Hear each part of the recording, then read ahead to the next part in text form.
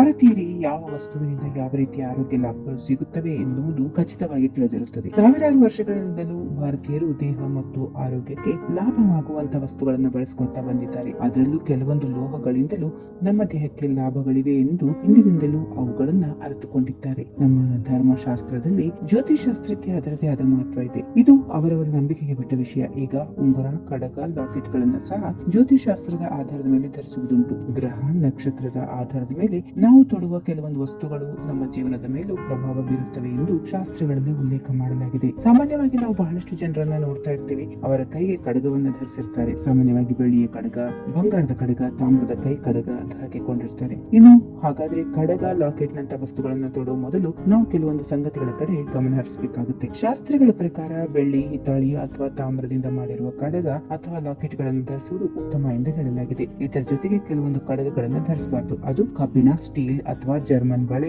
ಕಡಗಗಳನ್ನ ತೊಡಗಬಾರದು. ಅದರಲ್ಲೂ ಕಡಗಗಳನ್ನು ಧರಿಸಿದ ನಂತರ ಮದ್ಯಪಾನದಂತಹ ಕೆಟ್ಟ ಚಟಗಳಿಂದ ದೂರ ಇರಬೇಕು. ಇಲ್ಲದಿದ್ದರೆ ಆ ವ್ಯಕ್ತಿಯ ಮೇಲೆ ನಕಾರಾತ್ಮಕ ಪ್ರಭಾವ ಹೆಚ್ಚಾಗಿಯೇ ಇರುತ್ತದೆ. ಇನ್ನು ಬೆಳ್ಳಿ ಕಡಗ ತೊಡುವುದರಿಂದ ಚಂದ್ರ, ಹಿತ್ತಾಳೆ ಕಡಗ ತೊಡುವುದರಿಂದ ಗುರು ಹಾಗೂ ತಾಮ್ರದ ಕಡಗ ತೊಡುವುದರಿಂದ ಮಂಗಳ ಗ್ರಹಗಳು ಬಲಗೊಳ್ಳುತ್ತವೆ ಎಂದು ಶಾಸ್ತ್ರದಲ್ಲಿ ಉಲ್ಲೇಖ ಮಾಡಲಾಗಿದೆ. ಹೀಗೆ ಕಡಗಗಳನ್ನು ಧರಿಸುವುದರಿಂದ ಆ ವ್ಯಕ್ತಿಯ ಆರೋಗ್ಯದ ಮೇಲೆ ಸಹ ಪ್ರಭಾವ ಬೀರಲಿದ್ದು, ಜೊತೆಗೆ ಅವರ ಆರೋಗ್ಯ ಸಹ ಉತ್ತಮಗೊಳ್ಳುತ್ತದೆ ಎಂದು ಹೇಳಲಾಗಿದೆ. ಇನ್ನು ಬೆಳ್ಳಿ ಕಡಗವನ್ನ ಮಕ್ಕಳಿಗೆ ಧರಿಸುವುದರಿಂದ ಅವರ ಆರೋಗ್ಯ ಉತ್ತಮಗೊಳ್ಳುತ್ತದೆ ಎಂದು ಹೇಳಲಾಗಿದೆ. ಸ್ವಾಭಾವಿಕವಾಗಿ ಮಕ್ಕಳು ಚಂಚಲ ಸ್ವಭಾವದ ಗುಣವನ್ನ ಹೊಂದಿರುವುದರಿಂದ ಅವರ ಮನಸ್ಸು ಆಗಾಗ ಬದಲಾಗುವ ಕಾರಣದಿಂದ ಅದನ್ನ ತಡೆಯಲು ಸಹ ಬೆಳ್ಳಿಯ ಲಾಕೆಟ್ ಹಾಕೊಳ್ಬಹುದು. ಅರ್ಧ ಚಂದ್ರಾಕೃತಿ ಬೆಳ್ಳಿ ಕಡಗವನ್ನ ಹಾಕೊಳ್ಳೋದ್ರಿಂದ ಮಕ್ಕಳ ಆರೋಗ್ಯ ಉತ್ತಮಗೊಳ್ಳಲಿದೆ ಎಂದು ಶಾಸ್ತ್ರಗಳಲ್ಲಿ ತಿಳಿಸಲಾಗಿದೆ. ಹಿತ್ತಾಳೆ ಮತ್ತು ತಾಮ್ರ ಮಿಶ್ರಣದಿಂದ ಮಾಡಿರುವ ಕಡಗ ಧರಿಸುವುದು ಬೇಡ. ಇದರಿಂದ ನಕಾರಾತ್ಮಕ ಪ್ರಭಾವ ಹೆಚ್ಚಾಗುತ್ತದೆ ಎಂದು ಹೇಳಲಾಗಿದೆ. ದೇವರ ಚಿತ್ರ ಇರುವ ಕಡಗ, ಲಾಕೆಟ್ ಗಳನ್ನು ಧರಿಸುವುದು ಉತ್ತಮ ಹೀಗೆಂದು ಜ್ಯೋತಿಷಾಸ್ತ್ರದಲ್ಲಿ ಹೇಳಲಾಗಿದೆ. ತಾಮ್ರದ ಕೈ ಕಡಗವನ್ನ ಅಥವಾ ತಾಮ್ರದ ಕೈ ಬಳೆಯನ್ನ ಪುರುಷರು ಹಾಗೂ ಮಹಿಳೆಯರು ಧರಿಸುವುದರಿಂದ ಹಲವಾರು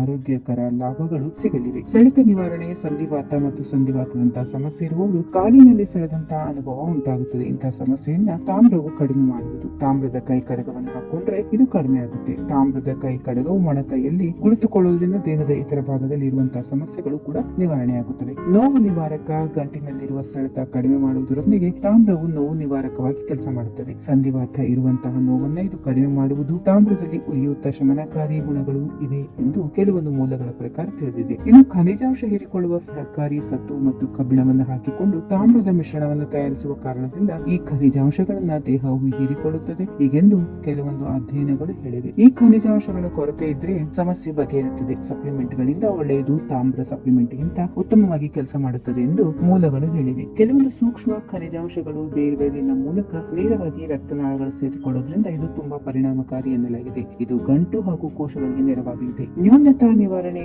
ತಾಮ್ರದ ಕೊರತೆಯ ಸಮಸ್ಯೆಗೆ ಆರಿಯೋಟಿಕ್ ಅನರೈಸ್ ಗಳು ಎಂದು ಕರೆಯಲಾಗುತ್ತದೆ. ಈ ಸಮಸ್ಯೆ ಇದ್ದರೆ ಕೆಟ್ಟ ಕೊಲೆಸ್ಟ್ರಾಲ್ ಹೆಚ್ಚಾಗಿ ಹೃದಯದ ಆರೋಗ್ಯದ ಮೇಲೆ ಪರಿಣಾಮ ಬೀರಬಹುದು. ತಾಮ್ರದ ಕೈ ಕಡಗವನ್ನ ಧರಿಸುವುದು ಹೃದಯದ ಆರೋಗ್ಯದ ದೃಷ್ಟಿಯಿಂದಲೂ ಒಳ್ಳೆಯದು. ಇತರ ಲಾಭಗಳು ತಾಮ್ರದಿಂದ ಇತರ ಕೆಲವು ಲಾಭಗಳು ಕೂಡ ಇವೆ ಎಂದು ಹೇಳಲಾಗುತ್ತೆ. ಈ ಲೋಹಗಳು ಇರುವಂತಹ ವಿಷಕಾರಿ ಅಂಶ ತೆಗೆದುಹಾಕುತ್ತೆ. ಕೆಲವೊಂದು ಕಿಣ್ವಗಳನ್ನು ಪ್ರಚೋದಿಸಿ ಹಿಮೋಗ್ಲೋಬಿನ್ ಅನ್ನು ಉತ್ಪಾದಿಸುತ್ತದೆ. ಇನ್ನು ವಯಸ್ಸಾಗುವುದನ್ನು ತಡೆಯುವುದು. ತಾಮ್ರದ ಕೈ ಕಡಗ ಧರಿಸುವಂತಹ ವ್ಯಕ್ತಿಯು ತುಂಬಾ ಆರಾಮಾದ ಭಾವನೆಯನ್ನು ಹೊಂದಿರ್ತಾನೆ. ತಾಮ್ರದಲ್ಲಿ ಹೆಚ್ಚಿನ ಆಂಟಿ ಆಕ್ಸಿಡೆಂಟ್ ಗಳಿರುವ ಕಾರಣದಿಂದ ಇದು ವಯಸ್ಸಾಗುವ ಲಕ್ಷಣಗಳನ್ನ ನಿಧಾನಗೊಳಿಸುತ್ತದೆ. ತಿಳಿತ ಗೆಳೆಯರಿ, ಕೈಗೆ ಕಡಗ ಧರಿಸುವುದರಿಂದ ಎಷ್ಟೆಲ್ಲ ಲಾಭಗಳು. ಈ ಮಾಹಿತಿ ನಿಮ್ಗೆ ಇಷ್ಟವಾಗಿದ್ದರೆ ಮರೆಯದೆ ನಿಮ್ಮ ಸ್ನೇಹಿತರೊಂದಿಗೆ ಹಂಚಿಕೊಳ್ಳಿ. ಒಳ್ಳೆಯ ವಿಷಯಗಳನ್ನ ಹಂಚಿಕೊಳ್ಳುವುದು ಒಂದು ಒಳ್ಳೆಯ